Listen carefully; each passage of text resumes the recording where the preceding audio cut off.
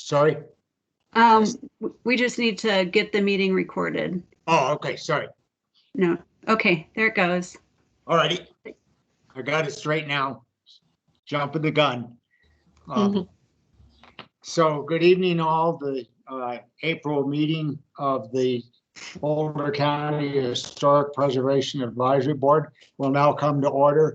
I will dispense with calling an official roll since it's online. And as always, I would ask that Jessica keep track of votes as we have done in the past. So as always, this is an online meeting due to the ever-present and hopefully soon to be gone COVID situation. Please identify yourself when you speak. Let's see. Okay. So the first item on the agenda is citizen participation for items not otherwise on the agenda. Are there any members of the general public who would like to speak at this time? I don't really see anybody in the login, so we will assume that no one is present. And the next item then would be approval of the March 4th, 2021 meetings of HPAB, and I would entertain a motion for approval.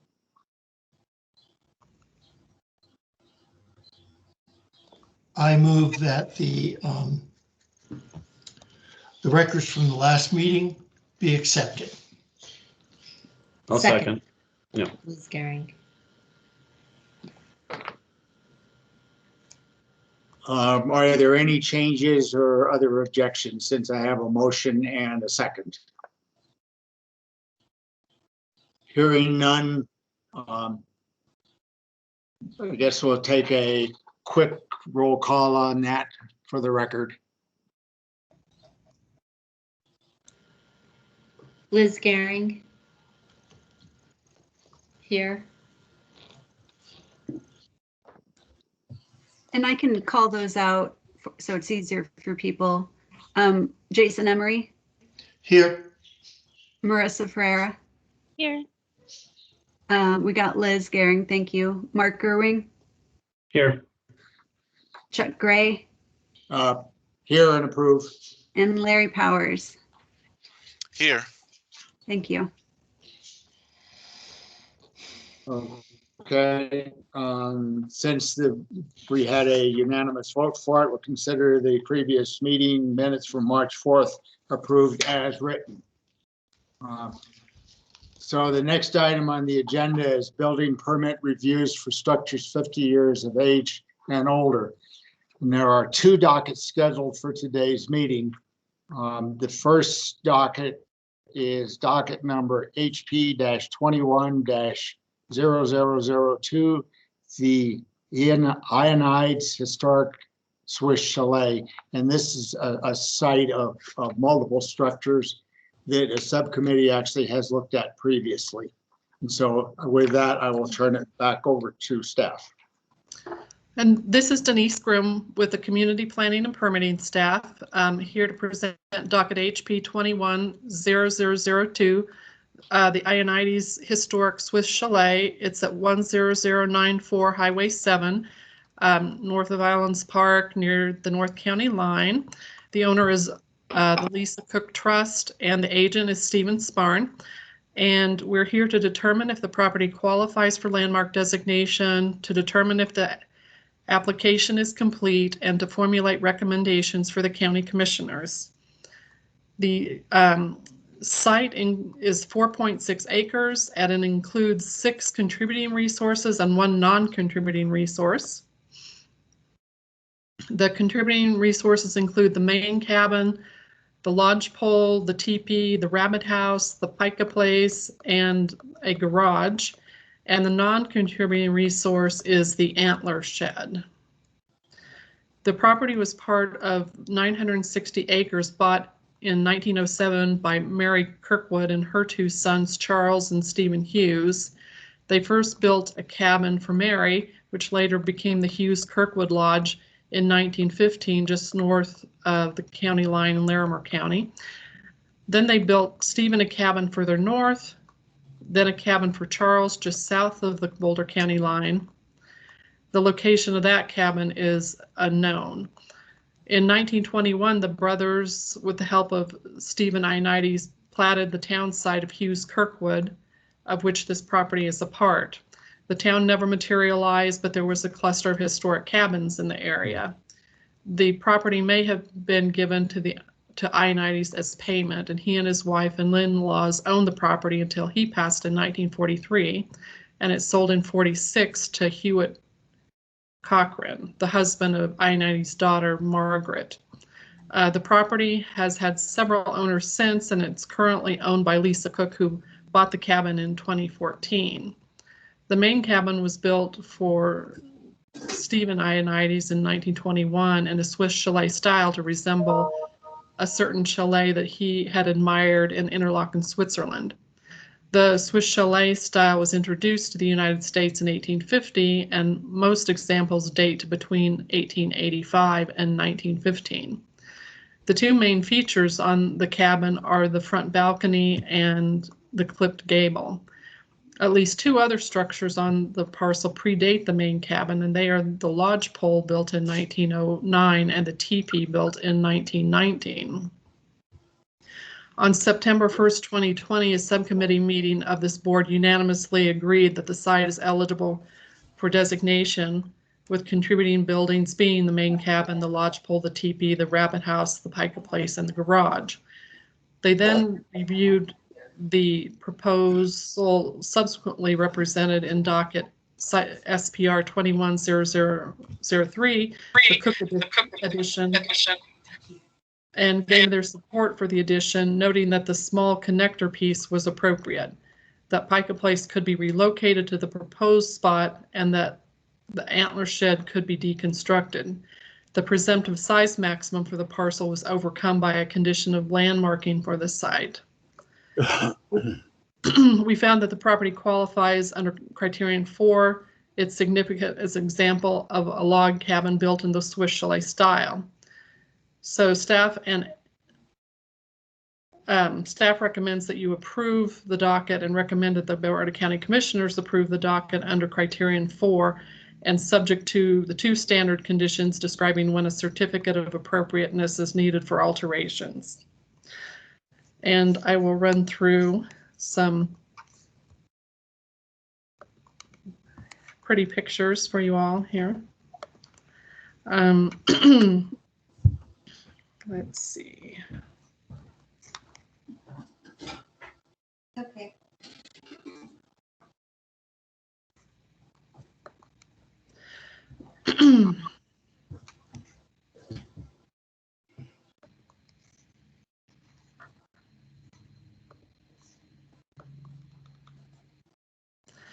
So is that showing up for folks? Yes. Okay. We got it. So this is a vicinity map showing in red where the parcel is located beside the highway, just south of the county line. Allen's Park is just to the south outside the picture, and you can see Meeker Park just south of this area. And then this is an aerial photo showing the parcel.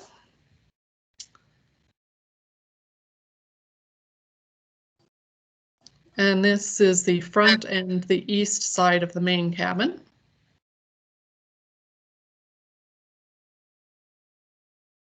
And the rear and the west sides. The cabins known as Rabbit House and Pica Place. The lodge pole and the teepee cabins. The garage. And this is the antler shed, which is the non-contributing resource.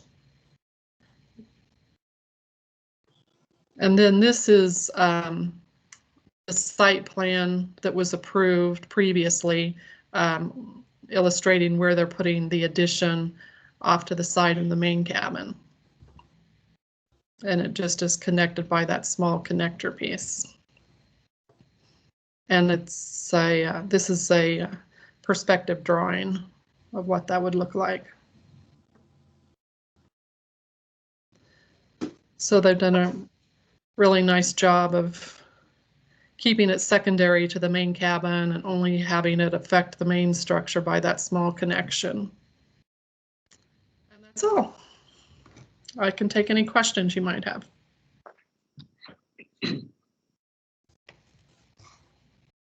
So Denise, for this, we're just landmarking. We're not making any comments on the addition or anything like that. Is condition of landmarking? Right, this is just the landmarking docket. Okay. Denise, do you know if there have been any significant changes to the proposal from when we saw it at the subcommittee? There have not.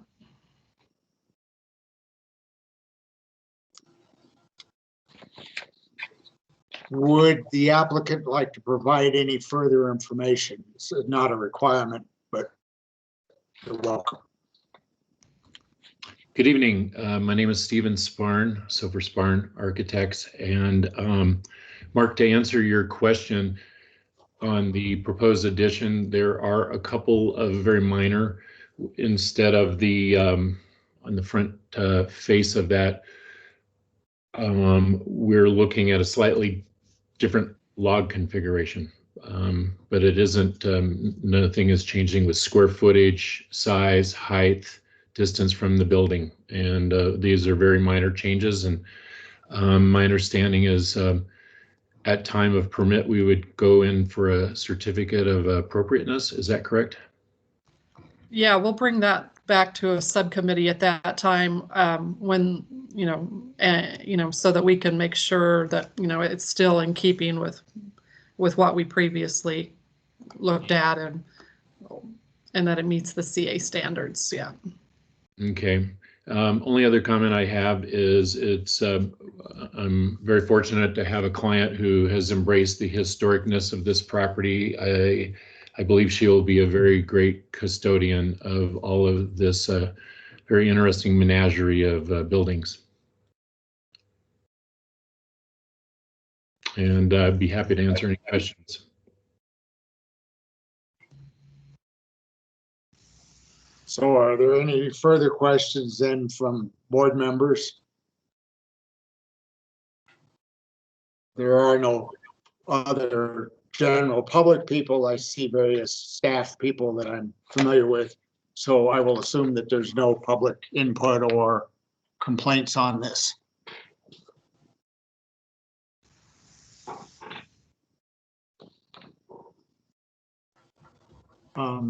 Denise, do you have any other comments to make? I don't have anything else today. Okay.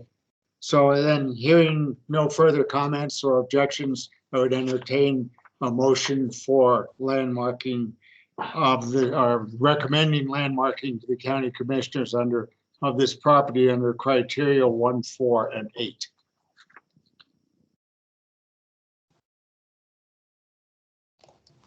I move that we. Oh, go ahead, Jason. Go ahead. Go All ahead. right. All right. I move that we approve docket HP 210002, the Ionides Historic Swiss Chalet under criterion 4 and subject to the 2 standard conditions.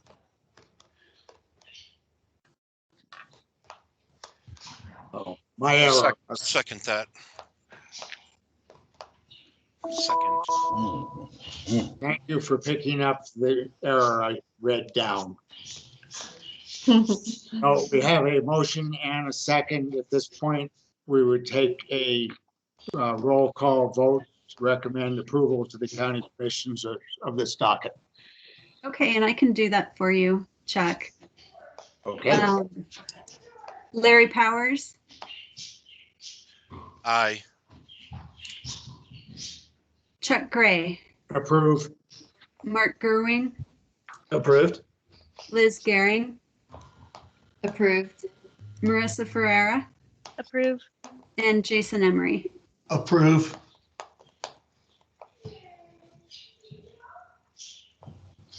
I would also like to add that Stephen's portrayal of the addition in 3D was very helpful for most of us who prefer a picture of what's going on. I thought that was very effective, so thank you for that. Great, my pleasure. And thank you very much for approving this. My client will be very pleased. So Stephen, we're looking at the May 6th for the Board of County Commissioner hearing at either 10 or 11 in the morning, around that time frame, and we can get back with you and confirm the exact time. But do you think that morning would work for you? Yes, those are virtual meetings as well. Yes. Great. Those times and dates. Let's see, May, what date was it again? May 6th. May It's a 6th. Thursday. Okay, either 10 or 11 o'clock slot. Yeah. Okay, I could, I'll make time for either. Okay, great. Thank you. Okay, thank you very much. Appreciate it. Thanks for joining us. Okay, bye-bye. Thanks, Stephen. So moving forward to the second item on the agenda tonight is docket HP 21-0003, Bush Family Cabin. And this is the one where we have 3 criteria listed.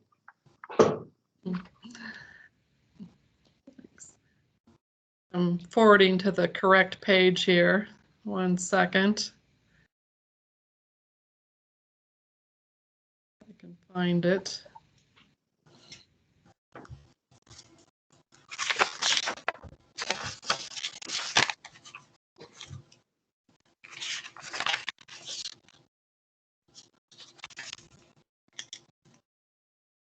Previous one had a long.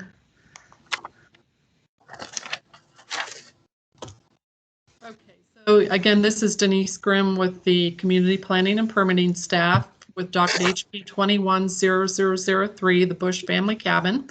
And this is at 265 County Road 113 South. And the owner is Granville Bush IV, and the agent is Mike Daly. And we're here to determine if the nominated property qualifies for designation, to determine if the application is complete, and to formulate any recommendations for the county commissioners. So the application was submitted on behalf of the owners by Mike Daly, the agent. The request is to designate the cabin on the property. The property is part of the holdings of H.G. Knowles and O.L. Deaver, who together with their wives planned to build a resort in the Meeker Park area to operate in the summer months. Construction of the lodge began in 1929, and the Deavers soon bought out the Knowles and continued to build or acquire cabins and outbuildings over the next few decades. At the Meeker Park, as the Meeker Park Lodge operation grew, visitors came from all over, and many of them returned year after year. Some stayed at the lodge or rented a cabin, and some eventually bought a plot of land from the Deavers to build their own summer cabin in Meeker Park, with the Deavers selling land to nearly 80 families. Most of the privately owned cabins are located on the west side of the highway. The cabin is believed to have been built by Granville Bush and O.L. Deaver around 1949, a few years after Granville and Helen Bush purchased the property from the Deavers. The Bushes were from Kansas, where Granville was a freight agent. The cabin passed to their son, Granville Bush III, in 1976, and then to his children in the 1990s, and is currently owned by Granville Bush IV. The cabin was constructed in a rustic log cabin style with butt and pass around corners and a stone foundation. Most of the windows seem to be original, including the main facade plate glass window. In October of 2019, the county landmarked the Meeker Park Lodge Historic District with 26 contributing structures on 6 parcels that were all owned at the time by the Deaver family. Although not a member of that district, the Bush Family Cabin would contribute to the district if added, and would probably contribute to a National Register district if one was created. On January 16, 2020, a subcommittee of this board unanimously agreed that the cabin is eligible for designation under criterion 1, 4, and 8. The subcommittee then reviewed and approved an addition to the west side of the cabin with the direction that the applicants work with HPAB at the time of the building permit submittal to ensure that the proposed materials are compatible with the historic cabin. The approved plans are attached. The details of the proposed materials have not been reviewed yet and will need to be reviewed by an HPAB subcommittee once the Board of County Commissioners approves the designation. During the permitting process, the chief building official approved a request from the applicant to modify the home energy efficiency rating target with a condition that the cabin be landmarked, which then allows building code exceptions to be allowed for historically designated structures. They're given some flexibility for historic structures with the county's strict energy rating, so they get a little bit of a reprieve from the exact standards there. The cabin is significant for its association with Meeker Park's development as a tourist resort during the first half of the 20th century. The cabin is also significant as a good example of rustic log cabin style architecture. It's also significant for its association with the county's Meeker Park Lodge Historic District and would be contributing if it was added to the district. So staff is recommending that you approve and recommend that the county commissioners approve the docket under criteria 1, 4, and 8 and subject to the standard conditions describing when a certificate of appropriateness is required for any alterations. And I'm going to again share my screen here.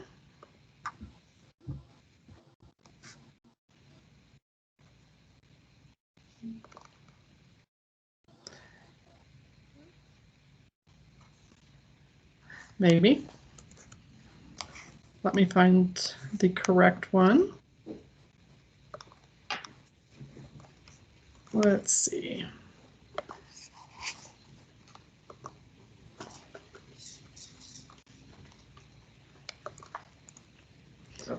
You're shared. Thank you.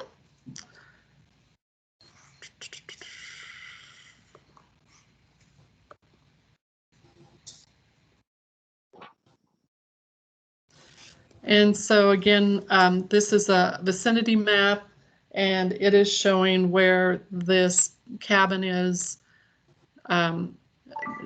just a little bit south of where our previous docket was located on County Road 113 South on the west side of the Peak to Peak there. And an aerial showing where the lot is located. And a closer aerial showing where the cabin is on the parcel.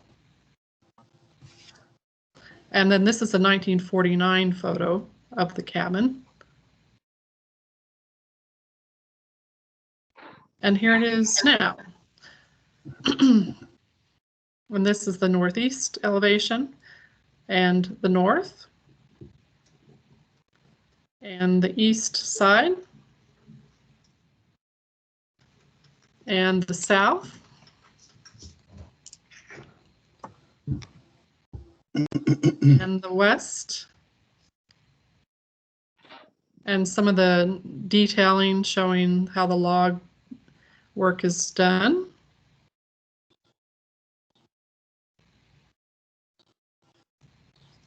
And then this is the north elevation showing the addition that was approved by the subcommittee back in January of 2020.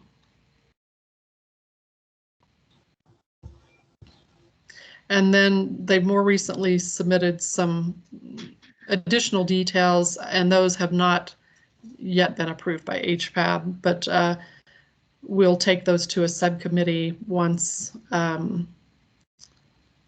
once this gets through the approval process for the landmarking.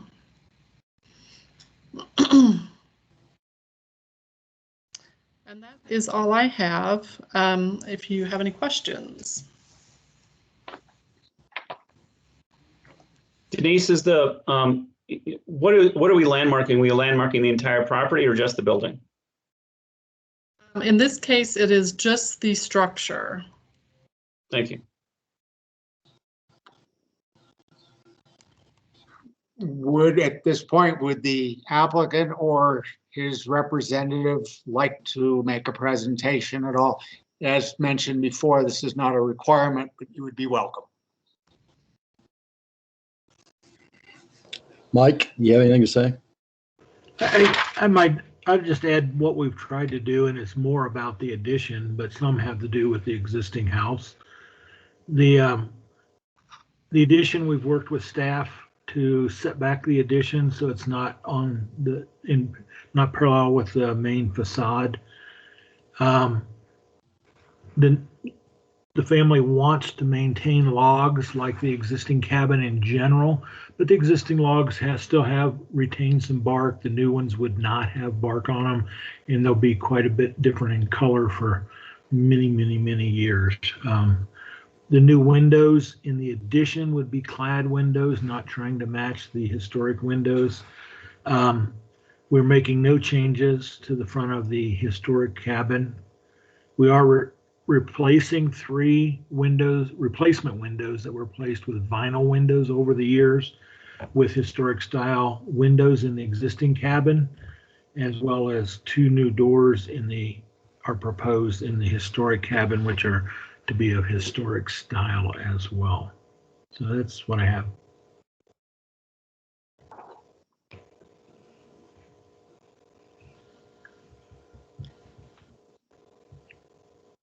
Any further questions from board members? So this is Liz Garing. So the 3 white vinyl windows will be replaced to Yes. to a wood-clad aluminum or wood-clad or just No, wood. a painted wood window. What we proposed in the submittal, we're in for a permit, and we submitted a Marvin window with actual divided lights that are wood mullions through, solid through, and they would be painted wood windows. Painted or stained. I guess Our color proposal will come up later. is to paint them for preserving the wood.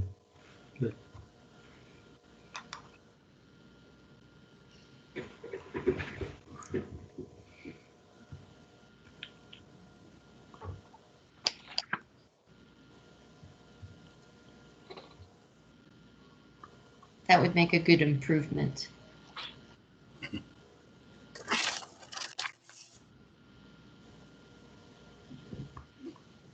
Further questions, comments?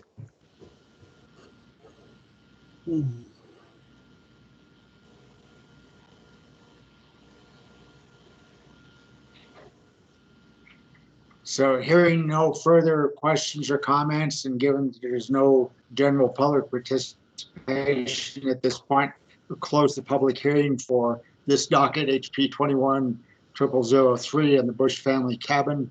And at this point, I would entertain a motion for recommending to the county commissioners landmarking under criterias 1, 4, and 8.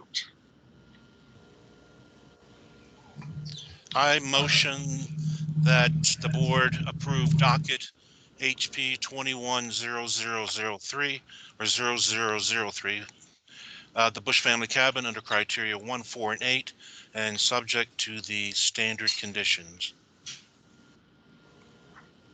Second.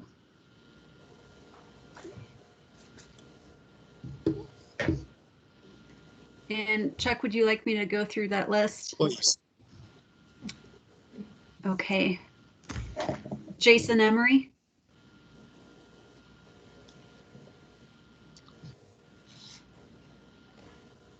He raised his hand. oh, thank you for noticing. Marissa Ferreira, Approve.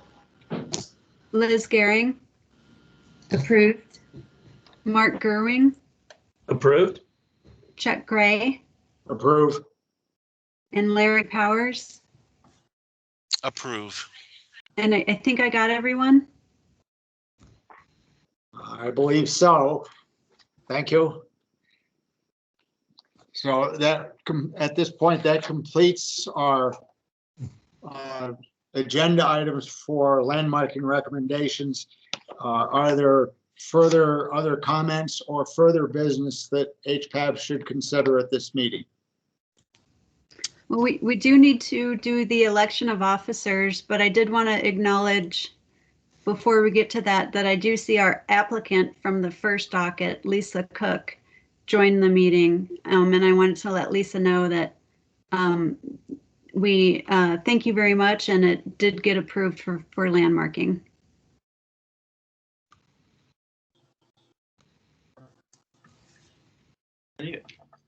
Should I undo this too? Hey, hi. Sorry I was a little late and I'm confused how to do Teams. So, is there a way I was looking it up, there's a way I can see the recording about it? That will be posted after the meeting, probably in a couple of days. I can send you that link. Oh, that would be great. Thank you. I appreciate it. Sure. And thank you very much. Yeah, thank you guys. We appreciate it.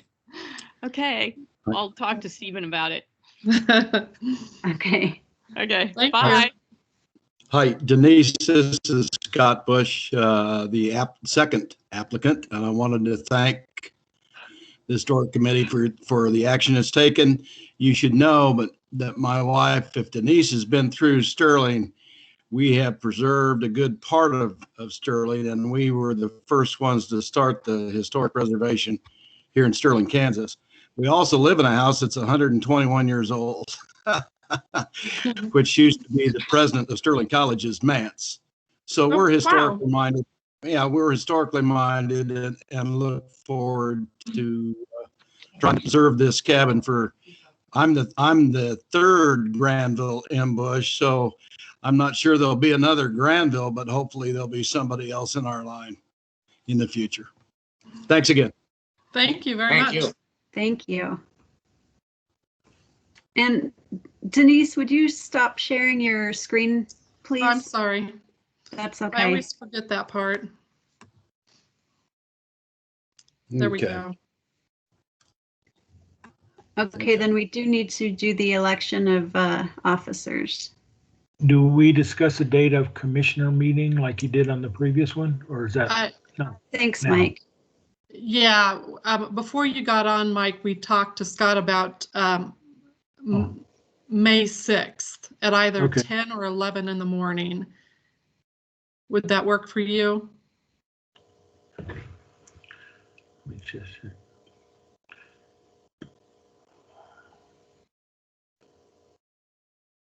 Yes. Great. So we'll email to kind of nail that down with the details. Okay.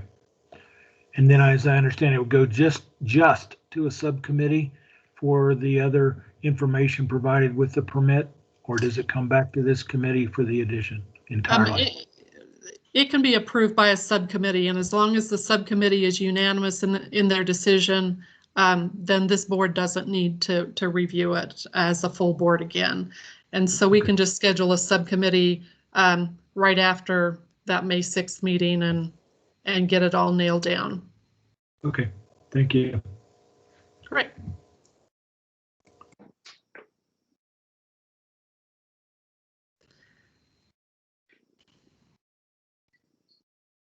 And so Chuck, do you want to direct folks to nominate people? Sure. I didn't, sorry, I missed that. Didn't know we were doing that tonight. So I guess at this point, we need to have a new slate of people for the officers of this. So we will need a chair and a co-chair. And so at this point, I would entertain nominations for the HPAB chair. I nominate Chuck to continue to be the chair, basically because he's so good looking.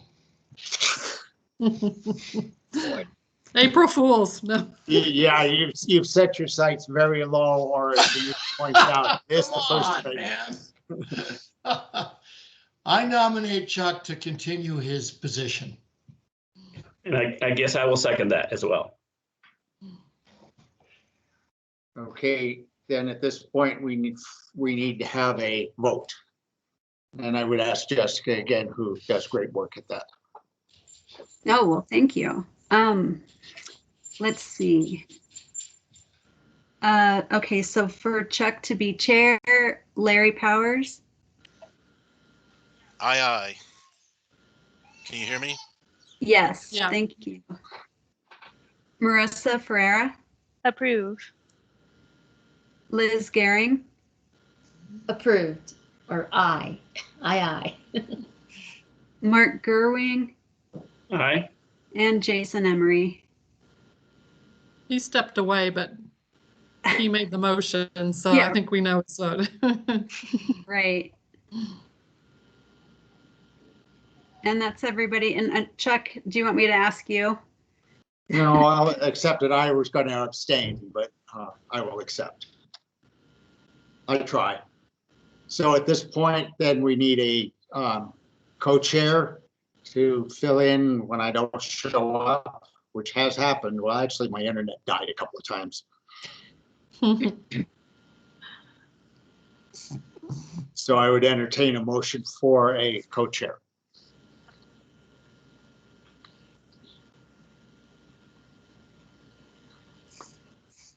I motion that Mark Gerwing continue as co-chair.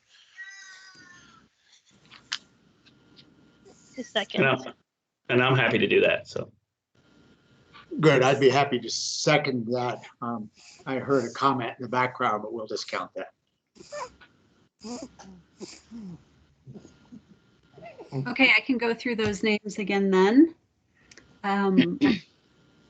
So for Mark to be the vice chair, Jason Emery, I approve. Marissa Ferreira, Approve. Liz Gehring, Approved, Chuck Gray, Approved. Larry Powers, Approved. and Mark, would you like to vote for yourself? sure. Approved.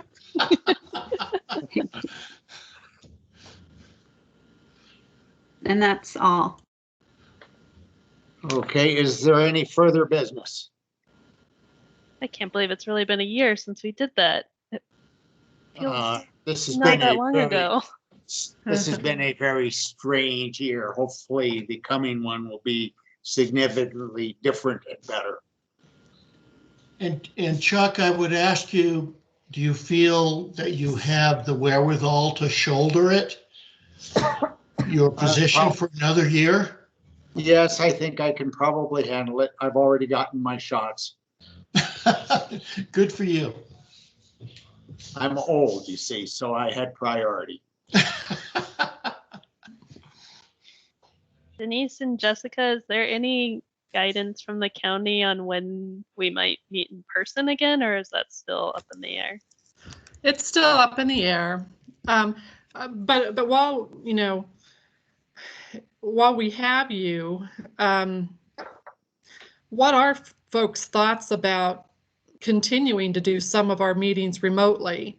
I mean, it seems like it might make sense, even when we are back in the office, to maybe do subcommittees or some of our lighter full board agendas remotely, and maybe, focus our together time when we have a bigger agenda, or for doing site visits or field trips and things like that. How do you all feel about, continuing to do some of our work remotely? I would be okay with that, particularly for some of the more, I'm going to say perfunctory, maybe that's the wrong word, but things that they're technically need to be approved, but it's pretty obvious nobody's going to object to it. So I think it would be good in that respect. And, along the line, I'm really going to be, I missed the site visits that we did and some of those sorts of things. I thought they were very good, both the ones that were run by Denise and Jessica, and also Carol Beam's great visits. Yeah, I'd be fine with continuing things virtual, especially for subcommittees. I feel like that makes it a lot easier for me to attend because it doesn't take so long out of my day. And then I agree with Chuck that some of these board meetings, if we don't have a lot of agenda items, it can save a trip. So I'd be fine with continuing. I concur. Yeah. I think, especially for subcommittees, I think it makes a lot of sense. And I think we've had quite a bit of success with our normal monthly meetings being online. But I'm with Chuck in that I really miss the field trips where I've learned a lot over the years. And hopefully we can figure out a way to create those again. Yeah. Well, so maybe we can focus on trying to do more field work, and then, you know, keep our subcommittees remote and keep our lighter full board agendas remote if the commissioners are okay with that. You know, I know that they'd like some of their board meetings for various boards to be in person again because a lot of the public shows up for a lot of different things, but for our meetings, we really don't get much in terms of public participation. And so it seems like if we could focus our physical time together on getting out in the field and learning things and seeing some of the more interesting sites and maybe having an occasional retreat or something like that to discuss policy issues or something, maybe we can do some more of that so that our in-person time is more suited to really having to be in person. That sounds like a plan to me. The only, maybe again with commissioner approval is some sort of a caveat that, like a time limit, some set time ahead of the scheduled regular board meetings where non-applicants could submit, a comment that, hey, they'd like to attend or something like that, which then could perhaps trigger the in-person. Otherwise, I'm perfectly happy to do it this way. Yeah. I just don't cut anybody out of the pattern. Right. Yeah, I think a lot of the public actually likes the remote meetings as well because they don't have to drive downtown and find parking. And then also I think that there are some people that are nervous talking in front of groups. And if they can do it through the computer, they're a little more comfortable than standing up in front of a board. So I think that there are quite a few people that kind of appreciate the remoteness in terms of public participation as well. So, but we'll pass along your comments, to the director and to the commissioners, and let them know what our discussion has been today. Another thing that Jessica and I had been discussing recently was we've been getting more and more applications in for properties that are barely 50 years old. We're starting to see a lot of the standard common little ranch houses from the 1960s and 70s. And when we do get applications in, if there's any possibility it could be historic, we do the site form for it and send our staff person Scott out to take the photos and to write up one of the reports. But given the volume of things that are coming through our door, we're trying to figure out how to prioritize our time because Jessica's part-time, Scott's part-time, only part of my time is spent on historic preservation. And so we're trying to figure out if there are some of those properties that we don't need to do site forms for. And there are already some of them that Jessica and I sign off on without a site form, if it's clear that, there's nothing there of historic interest.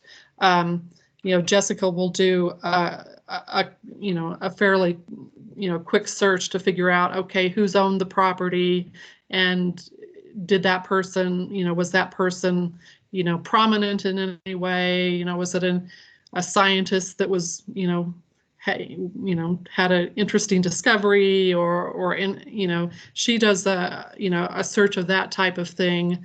But if we didn't have to write the reports for every one of them, it would be greatly beneficial, because that takes a lot of staff time to write those reports. And if it's clearly not something of historic interest, we'd like to not have to do it, because again, we just don't have the staff capacity. And so, we were wondering if you all had any thoughts about where to draw that line, about when we do the reports and when we don't do the reports.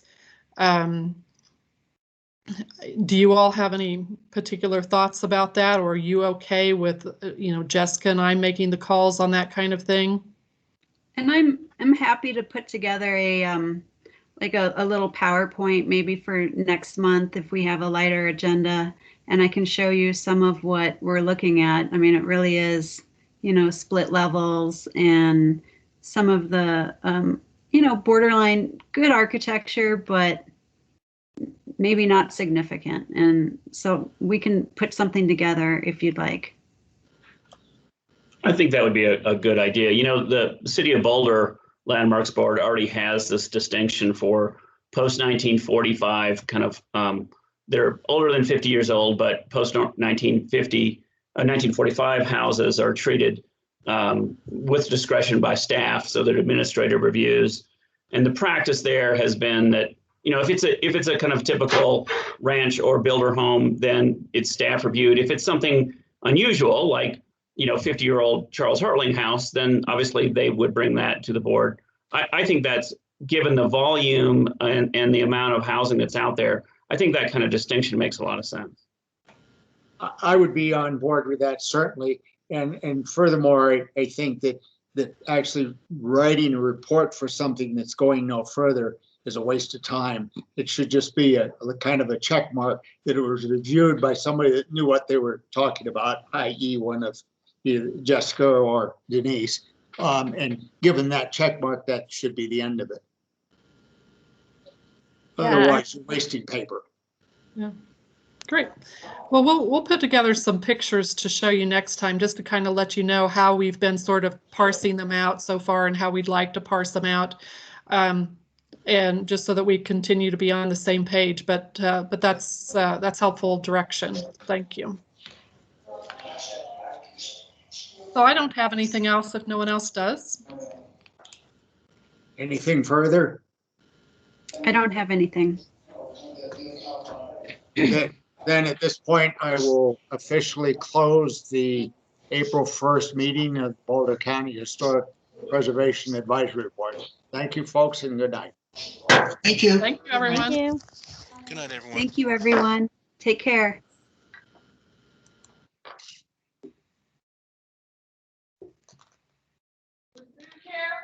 Me.